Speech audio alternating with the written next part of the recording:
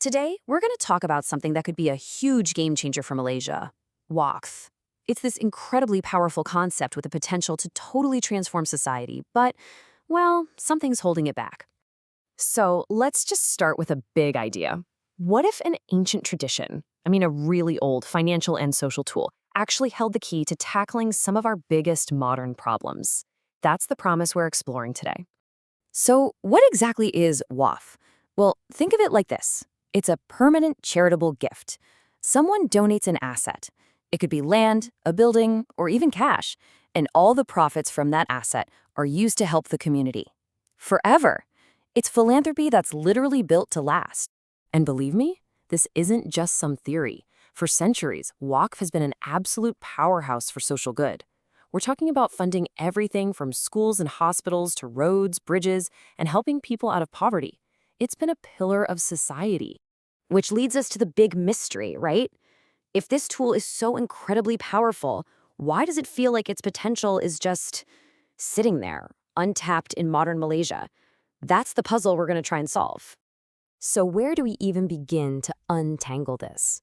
Well, the first major roadblock is something you could call the governance maze. And yes, it's as complicated as it sounds. It's a messy web of laws and administration. And this right here, this gets to the absolute heart of the problem. You've got this fragmented, confusing legal framework that makes trying to manage Waqf effectively on a national scale, well, it's a huge headache. Okay, so here's where it gets complicated. In Malaysia, Waqf is handled at the state level.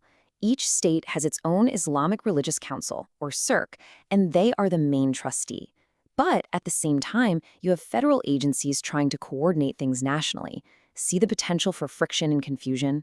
And this isn't just a bunch of bureaucratic paperwork. No way. This fragmentation has real-world consequences. You've got different laws in different states, nobody's on the same page, and there's no single, unified national Waqf Act to get everyone pulling in the same direction.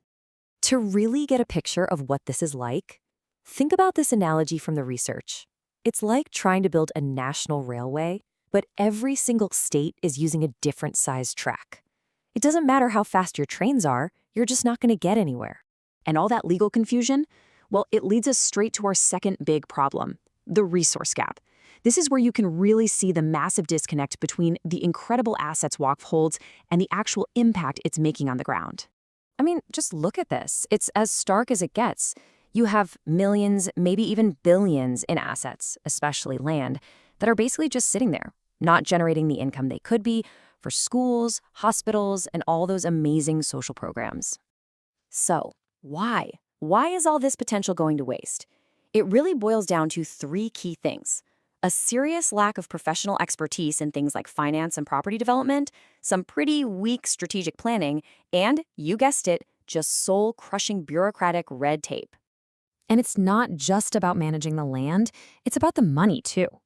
The system has been stuck in the past, relying on direct donations and government handouts.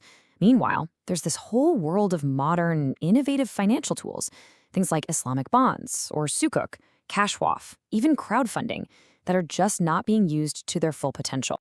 So what you end up with is this vicious cycle. The assets don't perform, which means missed opportunities to do good. When the public doesn't see that good being done, their awareness drops. And when awareness is low, so is donor confidence. See? It's a feedback loop that just holds everything back. Okay, we've talked a lot about the problems. It sounds kind of bleak, right? But here's the good news. And this is the exciting part. There's a path forward. Let's look at the solutions that could really turn Waqf into the modern powerhouse it's meant to be. So, how do we fix it? Well, the research points to a really clear 5-step roadmap. First, you have to harmonize the laws. Then, you build up professional skills. You get strategic about developing the assets, you raise public awareness, and you fully embrace digital innovation.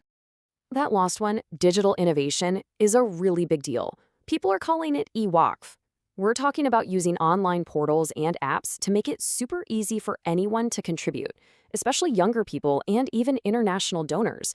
Plus, it promises way more efficiency and transparency. But it's not as simple as just flipping a switch and going digital. Let's be real, there are some major hurdles. There's still a big trust deficit among some donors, you've got the digital divide to worry about, and some of the institutions themselves are just slow to change. At the end of the day, all the laws and technology in the world won't matter if you don't invest in people. And this quote from the research really says it all. It's about building human capital to transform Waqf from what it was into a dynamic force for the future. And that leaves us with this one big question, doesn't it? The challenges are absolutely clear, but so are the solutions. With the right tools, the right people, and a fresh vision, can this ancient pillar of society really be rebuilt to meet the challenges of the 21st century? The potential is just massive.